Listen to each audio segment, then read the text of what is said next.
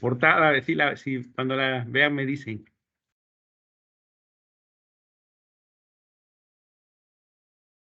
Listo, Doc, sí estoy. Bueno. Bien, bueno, pensaba darles antes polimerización iónica, pero finalmente esta polimerización con los principios que ya hemos visto la podemos entender. Y otro punto importante es que desde el punto de vista tecnológico es muy usada en la industria. De hecho, muchas pinturas, por ejemplo, base agua, se hacen por polimerización en emulsión, y hay muchos procesos en los que se implica esta polimerización.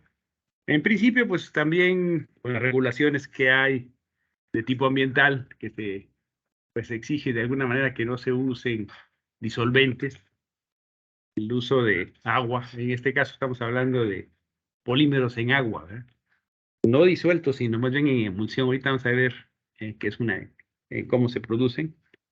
Y entonces eso, pues, va de acuerdo con lo que ahora cada vez se exige más por parte del gobierno o de la misma sociedad, ¿verdad? Que no haya tanta contaminación. Entonces vamos a ver esta polimerización. Se hace en general usando polarización por radicales libres, que es la que estamos viendo, la que estuvimos viendo en clases pasadas. ¿Cómo se hace esta polimerización en emulsión? Vamos a ver qué ingredientes son. Bueno, entonces aquí primero, ¿cómo la definimos? Es una preparación de polímeros, una técnica de preparación de polímeros en las que tenemos un monómero.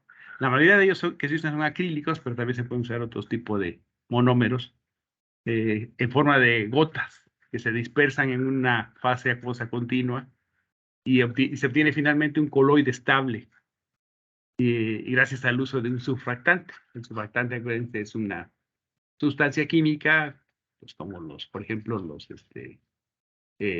tioles, los mercaptanos, que rompe la tensión superficial, ¿no? Y entonces eso hace que, ¿te acuerdas esto de agua y aceite? ¿No? El agua y el aceite son invisibles, pero si uno pone un surfactante, forman una sola fase, ¿no? Entonces aquí ese principio se usa para hacer estas formulaciones. Los ingredientes, ¿cuáles son? Bueno, pues es un monómero. Pues es una polimerización que se hace a partir de un monómero determinado, el cual en general es insoluble en agua, y se usa radicales libres, que es lo que vimos en clases anteriores, para polimerizarlo. Hay un iniciador que este sí debe ser soluble en agua, y el surfactante. Son los básicos, se pueden poner más componentes. Un poco aquí cuáles son los componentes en general. 100 partes de monómero, que es insoluble en agua, 180 partes de agua, 2,5 partes de un ácido, un jabón neutro o ácido, pues de las dos, 1,5 partes de iniciador soluble en agua, y finalmente un monómero soluble, también está ahí incluido a veces, ¿no? Puede ser 0 o 1. Aquí está más o menos pues, es un esquema de cómo se forma la polimerización. ¿Verdad? Entonces aquí tenemos los surfactantes, el iniciador. Aquí está una gota de monómero. Entra lo que se forma, lo que es una micela. Esto, cuando se ve esto de los detergentes, hemos comentado en clases pasadas que lo que ocurre es la formación de una micela, debido a que el surfactante rodea al material que es hidrofóbico, y forma esta micela que forma una emulsión.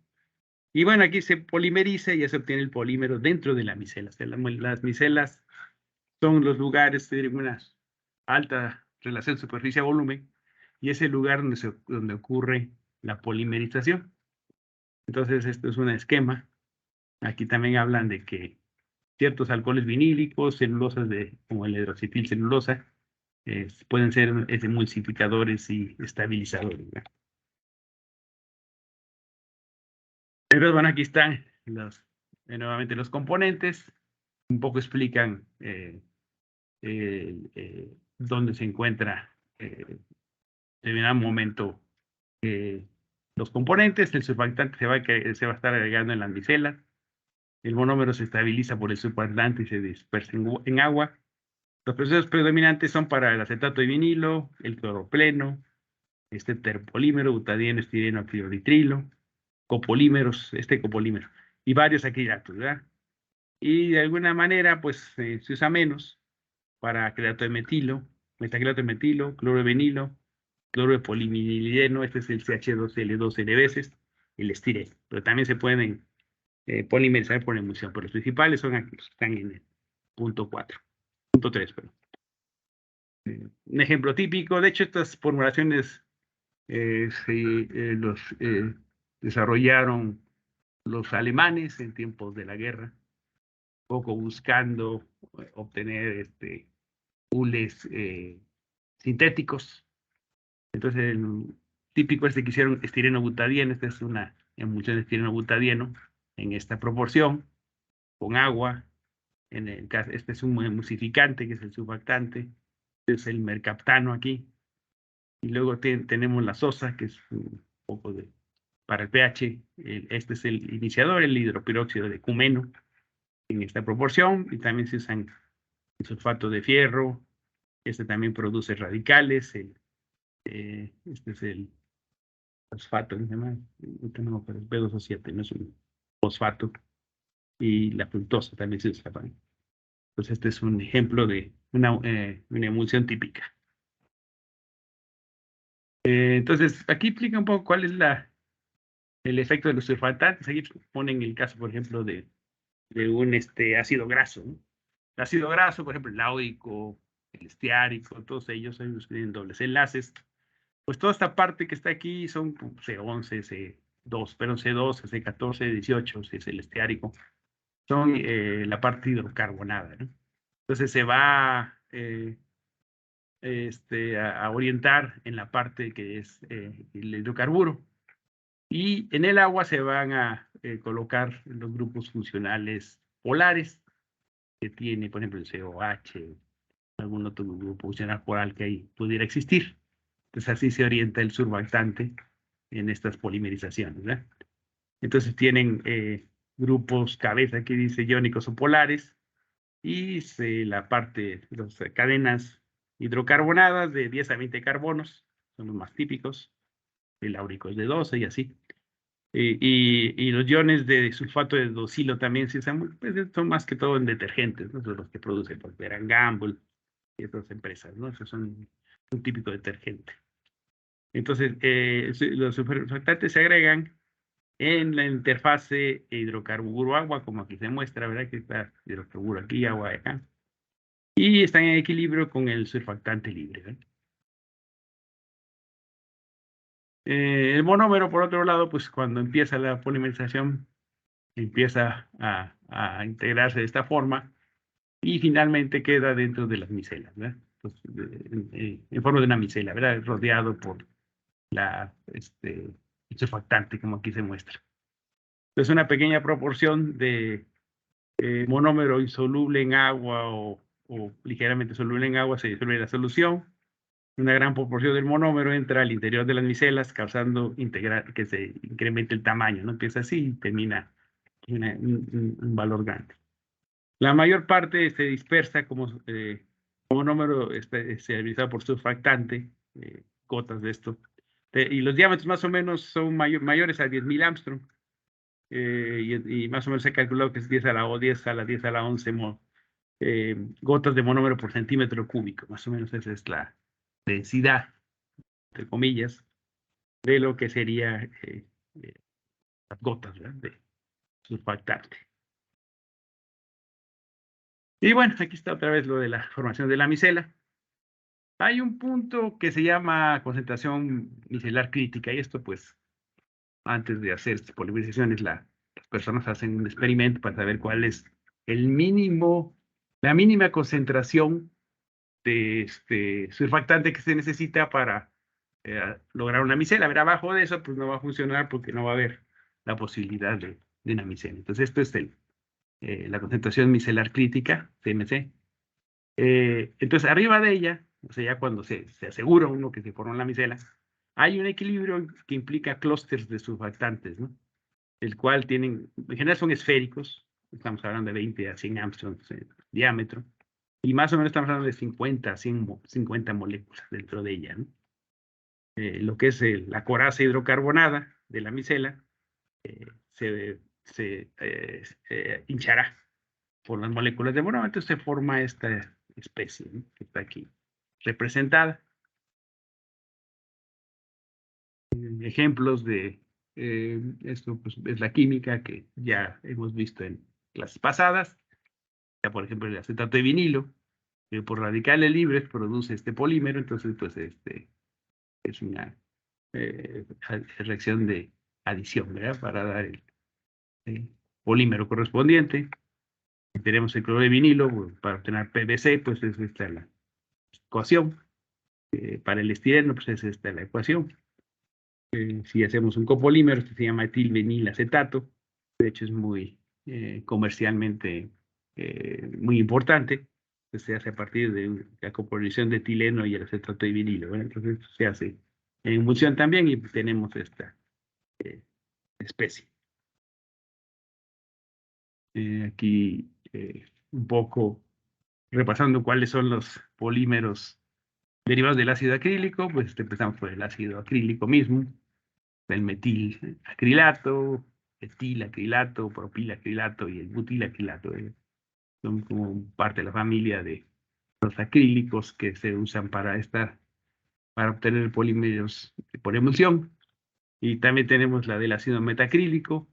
Ahí la diferencia es que tenemos, en vez de un hidrógeno, un metilo, pero finalmente es la misma estructura, excepto por ese metilo.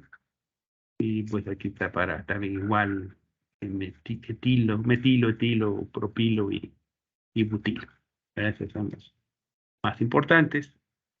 De iniciadores, pues sí se llega a usar el AIBN, es el 2,2-isobutirolitrio. Ya vimos que desprende nitrógeno, es un iniciador muy limpio, ¿verdad? Y el peróxido de benzoilo. Bueno, entonces esto ya también lo comentamos. Entonces, ahí está la fórmula. El mecanismo, pues ya lo hemos visto, pues se forma. Empezamos de peróxido para formar un radical, el cual pues inicia la polimerización, forma una especie radicálica, la cual se va propagando por varios pasos de propagación y termina, como vimos, por combinación, en la cual se forma un polímero muerto cuando se acoplan dos moléculas de diferente tamaño, o por desproporción, ¿verdad?, por comer un alqueno y un alcano. Y existe también la transferencia de cadena, eso ya lo habíamos visto. Aquí es otra representación para el caso del estireno, un poquito con ciertos problemillas, porque parece que el catalizador pues no se llama así, ¿no? Es más bien iniciador. En polímeros no usamos mucho el término catalizador porque al final se descompone el iniciador, ¿no? ¿Cuáles son las ventajas? Bueno, a diferencia de las policiones, por ejemplo, que hacemos en bulto, o sea, directo, usando los monómeros y el iniciador, o en otras técnicas de solución, por ejemplo, aquí la viscosidad no es problema porque vamos a tener una emulsión. Entonces, prácticamente vamos a tener una viscosidad como si fuera agua, ¿no? Entonces, el producto final no es viscoso, pues hay que digamos un polímero de relativamente alto peso molecular. Y también, si uno hace una polimerización directo, como comentábamos en clase, pues se va a calentar, o sea, va a haber un calor. Todas las policiones radicálicas o de adición producen calor. Entonces, en este caso, pues el agua va a ser como un reservorio para el calor de polimerización, entonces no se va a calentar demasiado la solución o la emulsión. Y entonces es mínimo el problema debido a la capacidad calorificante y la facilidad de agitar, ¿no?, de la fase acuosa continua. Entonces es una gran ventaja, ¿no? Ahora bien, un poco cambian las ecuaciones que vimos para el caso de la transposición radicálica. Aquí la velocidad va a ser proporcional a la presentación del iniciador a la punto 4 y a la del surfactante a la punto 6. Así es diferente que en el caso anterior que vimos para la radicálica. Y el peso molecular va a ser también parecido al M en I, pero aquí es I a la menos 0.6, o sea, esto puede ir abajo como consciente. Y aquí la concentración del surfactante va a ser importante para controlar el peso molecular. Entonces, si cambia este, eh, eh, la forma en que se comporta el crecimiento del polímero, va a ser mucho dado por la concentración del surfactante. Aquí está como vimos en el caso de la polimerización por radicales, en la cual la velocidad de polimerización era I a la 0.5. Entonces mostraron algunos ejemplos en clase. Y el peso molecular es el inverso de la raíz cuadrada de la concentración de iniciador. Es un poquito más diferente las ecuaciones, ¿verdad? Y bueno, el producto final también se le conoce como látex. Pero este término es bueno para cuando hablamos de soluciones acuosas, ¿no? Se le pone un poco de eh, pues, disolvente. Esta palabra proviene de lule, ¿verdad? Lule, cuando se hace sangrar la planta de lule, pues sale un líquido blanco, ¿no? Y entonces se le conoció como látex. Y bueno, pues aquí, de alguna manera, inclusive los productos finales tienen que ser un poco blanquecinos. Entonces, pues se usa látex también para el producto final de la polimerización. Entonces, este látex yo lo puedo usar, no tengo que aislar el polímero, a veces sí, ¿no? Pero no sé, si quiero hacer una pintura y eso, pues lo puedo usar tal cual, ¿no?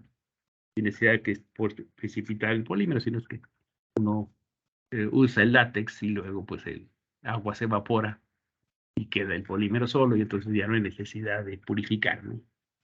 Entonces eso es una ventaja de esta polimerización, aparte que tiende a ser un poco más barata, la facilidad de usar. Esto, claro, es un poco, vamos a decir, teórico, no está, hay problemas luego, pero en principio, pues en algunos casos sí se tiene algo sencillo de usar luego. Hay estudios que se han hecho, por ejemplo, aquí el efecto de la concentración del surfactante, y entonces vemos aquí, por ejemplo, para el caso de la conversión por respecto a tiempo, que es un poco la cinética, del estireno con laurato de potasio, que es el surfactante, y entonces aquí lo que ponen, ¿no? Cuánto ponen de persulfato, y entonces los moles de emulsificante son 0.0035, 0.007, 0.014, entonces pues sí, en el caso de 3 ya, aquí mientras más alta, más sea la pendiente, es más rápida la reacción, entonces bueno, es más lenta y es más rápida. Entonces pues aquí el efecto surfactante pues se ve en estos estudios cinéticos que se hicieron, ¿verdad? También aquí vemos el efecto del iniciador. Entonces aquí están usando diferentes cantidades, de una muy baja a 0.0012 hasta una más alta. Entonces al revés, ¿no? Porque aquí el efecto del iniciador pues es, en el caso 3, pero aquí sí es 0.23, es más bajo, ¿no? Es más alto. Entonces, aquí es más rápida la cinética con respecto al iniciador. Entonces, en el caso 1, se tiene 0.002 en la concentración menor, ¿no? Entonces, bueno, sí está aquí el efecto del iniciador como se observa. Un esquema es como un proceso industrial, en realidad no es tan complicado, ¿verdad? Se tiene aquí el iniciador junto al agua y el jabón, aquí le llaman, y aquí se agrega el monómero, se quita, se pasa a otro reactor, aquí va a 2 reactores, se van a cambiar aquí las temperaturas, por ejemplo, y luego ya aquí, pues, lo que no es de monómero que se puede destilar, que hace pasar una corriente de vapor, y ya se tiene el látex. Entonces el látex, por ejemplo, lo puedo eliminar el disolvente para obtener un producto en polvo, usando aire caliente. ¿verdad? O lo que puedo hacer es a los tanques batch master que se llama, le agrego, por ejemplo, eh, carbón negro y aceite, ¿no? Y bueno, pues aquí finalmente eh, puedo agregarle sal y coagularlo, lavarlo y secarlo y obtener un producto, ¿eh? Entonces, bueno, esos son procesos que pueden observarse para eh, pues procesos que existan en la industria y que usan para obtener el polímero, en este caso el polvo o de esta forma, ¿verdad? Vamos a ver qué aplicaciones hay. En general estamos hablando de 3 categorías. El que buscaban los alemanes, el tipo de la guerra, son hules sintéticos, ¿no? Entonces, como cuáles son, pues son grados, diferentes grados de el copolímero de estireno butadieno, que como les comenté, quizás fue la primera porción de emulsión que se eh, reportó. Luego está el butadieno, que se parece al isopreno, que la diferencia es un metilo ahí. Entonces también un sintético, y luego está el neopreno, que ya les comenté que se usa, por ejemplo, para, como el hule que se usa para los tanques de agua, de gasolina, ¿no? Para que no se fugue. El hule nitrilo, el hule acrílico, un fluorelastómero que también se obtiene mediante esta polimerización. Algunos plásticos como el PVC, el poliestireno, el polimetilmetaquilato, terpolímero, acrilobuteno estireno, el fluoropolivinilideno, que se usa para alimentos, ¿verdad? Ya comentamos un poco de esto. Igual el fluoruro de polivinilo y finalmente el teflón, ¿verdad? El politetrafluoroetileno, que produce cupón principalmente. También se hace mediante esta técnica y obtiene uno plástico, ¿no? Como estos que aquí se mencionan. Y bueno, aquí están algunos, cómo se venden o se encuentran en el mercado.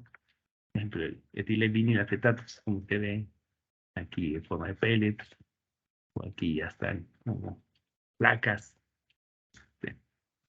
Así lo señalaba el color, pues, que obviamente, como comentamos, los polímeros son incolores. Aquí se le agrega algún pigmento para que se vea el azul o el amarillo, en fin. Pero finalmente es el plástico aquí, ¿no? Aquí está el PVC, aquí son también 3 colores diferentes. Y aquí aparecen hasta 9 formas, ¿no? Diferentes sobre polivinilo. Importancia de tubería y una serie de otros productos, ¿eh? Bueno, este es de otro fuente, ¿verdad? Entonces, pues aquí ponen lo mismo que vimos al principio, nada más de que son quizá un poco más, como le digan, jerárquicas, ¿no? O sea, pues hacen así como fotografías diferentes, ¿no? Por ejemplo, aquí está cómo está el monómero dentro de la micela, cómo está orientado el surfactante, aquí está la micela en chiquito, aquí cómo va creciendo el polímero, aquí partículas del jabón, en la micela cómo se hincha, cómo se difunde el monómero a través de la fuerte acuosa y finalmente el iniciador que es soluble en agua. Pues bueno, estas son las estructuras más o menos generales de los componentes que están pues interaccionando en la polimerasión por emulsión. El mecanismo, pues ya la hemos puesto antes, ¿no? En otro libro, pues aquí está el iniciador, aquí está lo que es un gota de monómero emulsificado, y bueno, finalmente cómo se forma la micela, se va obteniendo, se difunde a través del agua, el surfactante, todo esto, pues aquí está eh, puesto como un esquema. Bueno, entonces algunas, pues, hechos que se han detectado cuando ocurre esta polimerización. Si hablamos de radicales, pues más o menos se ha visto así como una cinética de producción de radicales, ¿no? Entonces, más o menos se dice que se producen 10 a la 13 radicales por centímetro cúbico segundo, ¿no? Entonces, por volumen y por tiempo. Eso es más o menos lo que se calculó. Si uno habla de la fase acuosa, pues ahí no va a ocurrir casi la polimerización. O sea, es un hecho que ocurre en las micelas, ¿no? Y bueno, ¿y por qué no ocurre en la fase acuosa? Porque pues, la mayoría de los moléculas de monómero se va a las micelas, entonces casi no hay nada en el agua, ¿no? Pues, entonces no hay manera casi que polimerice. Entonces ahí es dentro de las micelas que ocurre esto. Les comenté anteriormente que ahí hay mucha concentración de monómero y que se tiene una alta relación superficie a volumen, muy alto esto, y eso hace que eh, sea un propicio para que ahí polimerice. Eh, la presencia de una interfase para monómeros orgánicos y iniciador solubles en agua. Hay una interfase también ahí dentro de este sistema de polución y emulsión. Luego comentan que durante la polimerización el monómero se hace ancho por difusión a partir de las gotas dentro de la solución para las micelas, ¿no? El surfactante se redistribuye con más eh, absorción, más absorbido, pero sobre el polímero que está hinchado, partículas de polímeros hinchadas, y menos en lo que son las gotas de monómero. Eh, esto varía de autor en autor, pero podemos hablar de 3 intervalos en los cuales que ocurren durante la polimerización y emulsión. El primer intervalo, que se considera que es desde que empieza hasta a convertir como el 10% en monómero. Y lo que ocurre ahí es que el monómero está en las micelas, en Armstrongs, está en las como gotas, y esas son muy grandotas, ¿verdad? Y mi Armstrong está dentro de las partículas de monómero, hinchándolo un poco, y hay muchas partículas de polímero que están creciendo, ¿no? Entonces ahí también está el monómero, ¿no? Pero ahí se habla de los números de partículas que van formando el polímero, de 0 a 10%. Luego después, en el segundo intervalo, que más o menos entre 10 y 50, ya no hay surfactante que esté en las micelas, el monómero ya está en las gotas, el monómero está también en las partículas de polímero, y hay un número constante de partículas, ¿verdad? Entonces en ese momento ya el surfactante se absorbe en las micelas, donde ya más bien se queda ya absorbido en el polímero y ya no está en el monómero en esta parte, ¿no? Y finalmente ya las últimas etapas, ya las gotas de monómero ya no existen, el monómero ya nada más está dentro de las partículas de polímero y hay un número constante de partículas supuestamente también. Entonces, estos son así, grosso modo, lo que se ha visto cuando se ha estudiado esta polimerización. Aquí hay un poco otra versión de esas 3 etapas. Entonces, bueno, aquí repite nuevamente, el monómero se difunde, perdón, a donde está la micela vacía a partir de lo que es la gota. La polinización se inicia en las micelas y se vuelven polímeros, se obtienen polímeros. Las nuevas partículas que se generan como monómeros se consuman. Y pues esto más o menos aquí dice que es de 15%, actualmente decía de que 10%. Y aquí está un esquema, ¿no? De cómo se formó, se van eh, integrando a la micela los monómeros, ¿no? Entonces el monómero se difunde a partir de la gota, pero ya forma el radical. Entonces el reservorio de monómero baja de forma lenta, y el polímero crece de 1 a 3 nanómetros hasta 10.5 nanómetros, más o menos ese sería el tamaño que se tiene al final de esta etapa 1. En la etapa 2, pues ya no hay surfactantes disponibles para generar nuevas partículas. El monómero se difunde entre lo que ahora es un número constante de partículas para mantener algún equilibrio con la partícula, y el reservorio de monómero baja hasta que completamente se consume. Bueno, aquí van a poner esta, esto que está con palabras en forma esquemática. Entonces se dice aquí que la gota es mucho más grande que las partículas, ¿no? Y bueno, un poco establecen también que un equilibrio entre lo que es la tensión interfacial que se incrementa, ¿no? Dentro de la micela y la dilución monómero-polímero lleva a una fracción de volumen constante, donde Φ2 es la fracción de volumen del polímero y Φ1 es la fracción de volumen del monómero. Entonces, esta relación se establece, ¿no? El monómero a determinado tiempo es igual al monómero inicial, pero uno menos Φ2, ¿no? Aquí está, Φ2 es la fracción de volumen de lo que es eh, el polímero, ¿eh? Entonces, el Φ1 se refiere al monómero. Y finalmente, en la parte 3, aquí estamos hablando de que después de que se ha obtenido entre el 40 y 60% de conversión, ocurre esta fase 3. Ya los monómeros ya están en forma de partículas, se han acabado las cuotas de monómero, ya no hay. La concentración de monómero para las partículas continuamente baja a medida que el rendimiento, aquí le llaman pi el rendimiento, ¿verdad?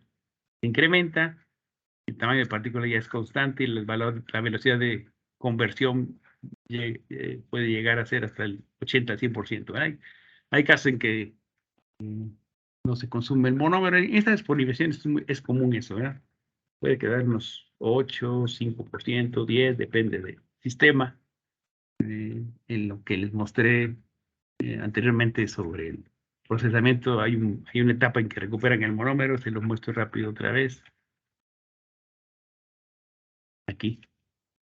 Es recicla el monómero aquí, ¿no? Entonces, pues, mediante eh, vapor, se taca el monómero. Y bueno,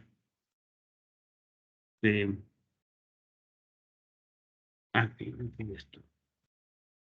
Y bueno, entonces, finalmente, esa es la descripción general de el proceso de polimerización por emulsión. Entonces, son 3 etapas y ocurre lo que aquí les he comentado, ¿verdad? Más o menos lo saqué de varios libros. Aquí sobre modelo cinético, hay muchos, ¿no?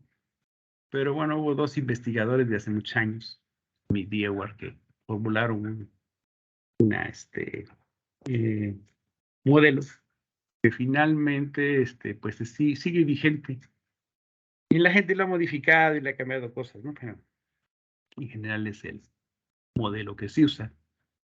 Entonces, ¿qué es lo que dice este modelo? Bueno, dice que un radical se difunde dentro de una partícula, en partícula se llama pues, la micela, ¿no? A un tiempo y la terminación ocurre cuando otro radical se difunde dentro de él. Entonces, bueno, aquí está representado esta formación del polímero muerto, ¿verdad? Desde el monómero, se forma el polímero, y luego aquí ya cesan los radicales, ¿no? Entonces, hay entre 1 y 100 segundos entre lo que entra el radical, los eventos de entrada de radical contra las partículas. Entonces, aquí está más o menos el periodo de tiempo que hay, ¿no? Entonces, se pregunta él, bueno, ¿por qué la polimerización pasa en la partícula o en la micela? Aquí le llaman partícula, es micela finalmente, más que en lo que es la gota, ¿no? La gota del monómero. Y bueno, ya habíamos comentado eso anteriormente, aquí vuelven a decir, las partículas de polímero grande tienen mucho menor área superficial a volumen, razón de área de superficial a volumen, menor que lo que sería una gota. La probabilidad entonces de que un radical libre entre a una gota contra la partícula de micela es muy pequeña. Entonces ahí juegan un poco con la relación área-volumen para decir que, pues, por el hecho probabilístico de Este es grande para micela, pues entonces se van a ir para allá los radicales, ¿verdad? Entonces, ¿cuáles son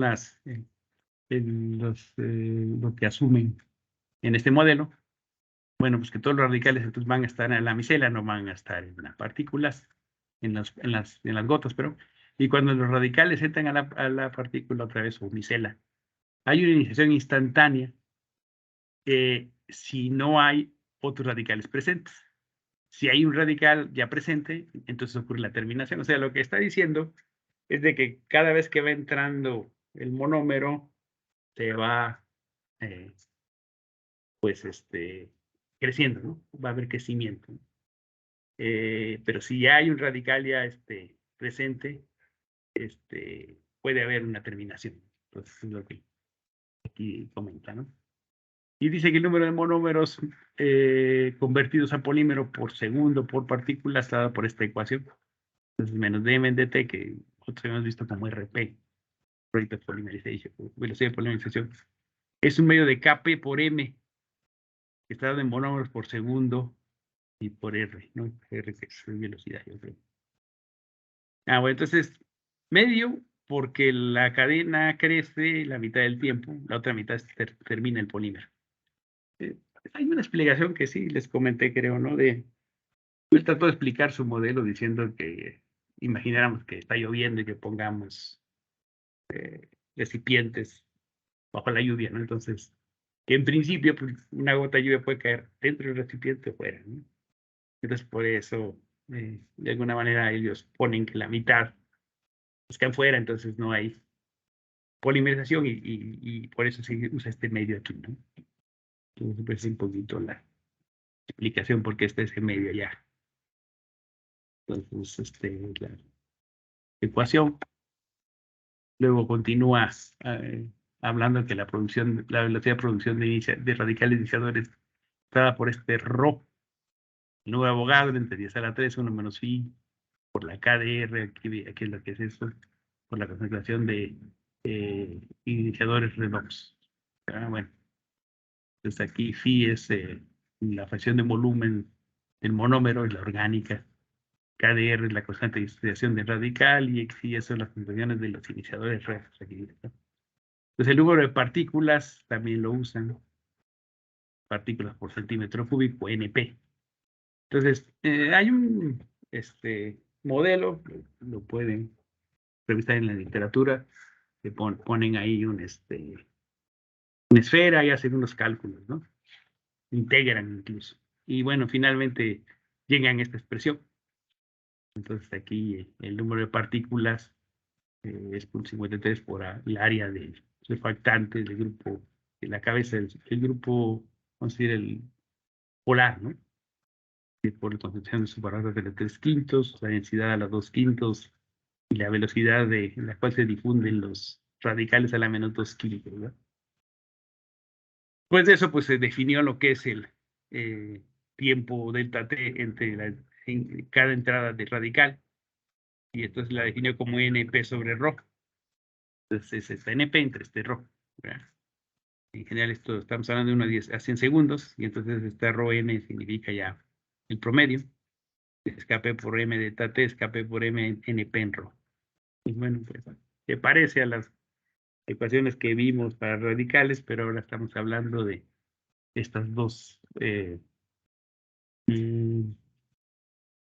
valores, lo que es esta velocidad y lo que es el número de partículas. Entonces queda finalmente este valor definido por la concentración del monómero por NP entre ρ.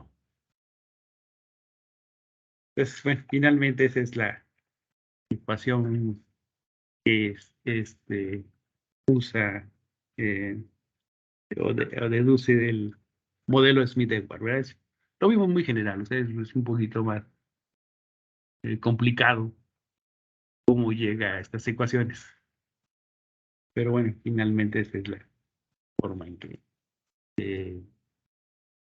explica la cinética de polimerización. Bueno, aquí un poco de una empresa que visitamos hace algunos años. Por ejemplo, esta empresa está en San Juan del Río, aquí en Querétaro, ¿no? Entonces, ellos lo que hacen, pues son muchos polímeros por emulsión, adhesivos, productos para la construcción, para el cuero, para el papel, recubrimientos arquitectónicos, para artes gráficas, pinturas e industria textil. Entonces, todos estos materiales se hacen por emulsión. Y pues aquí comentan que tienen acrílicas, emulsiones acrílicas de excelente calidad para formar pinturas, impermeabilizantes, adhesivos, selladores y otros, ¿no? Entonces, se vende mucho pues, para los que usan las pinturas o la gente que hace construcción. Hay unas especiales, se llaman alquidálicas, estas no son acrílicas o hechas por radicales libres, son otras. Y aquí, bueno, me las salto porque no tienen mucho que ver con radicálicas, las hacen esta empresa también. Luego están las estiren acrílicas, se usan para, por ejemplo, para estos dos casos. Bueno, aquí más bien se muestra una solución, ¿verdad? Una emulsión más bien. Y aquí es una aplicación sobre una superficie de una pintura roja, una estiren acrílica.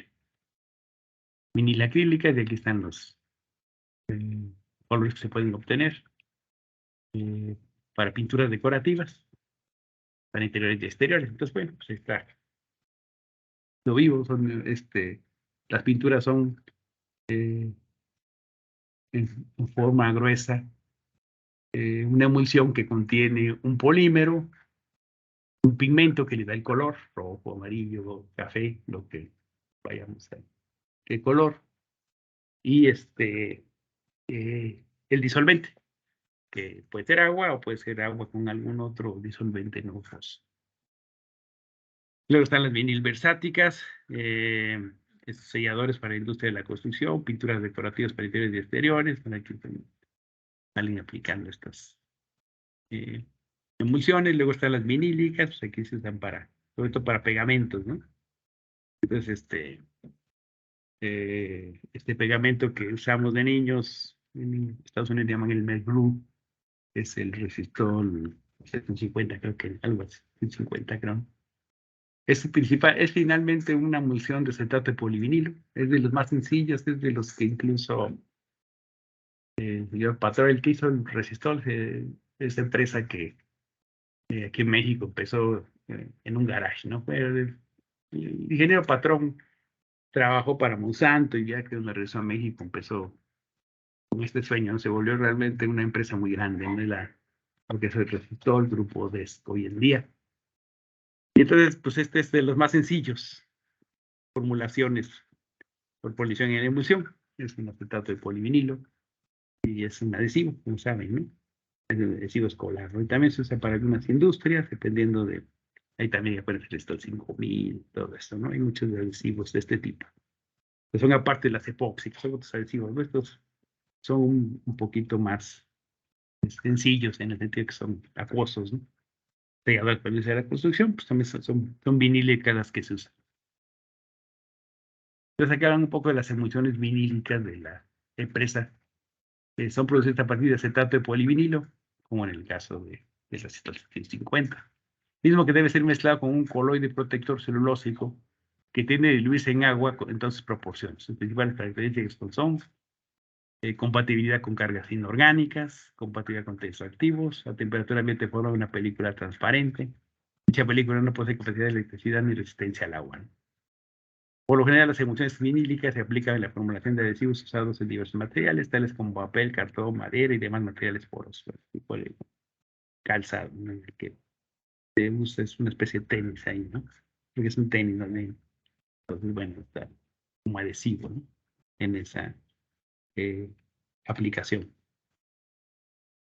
Y bueno, aquí hay una gran cantidad de emulsiones. Es una química muy versátil, ¿verdad? Finalmente uno puede buscar dentro de lo que químicas, polímeros químicos que tenga uno, pues cuál es mejor para cierta aplicación.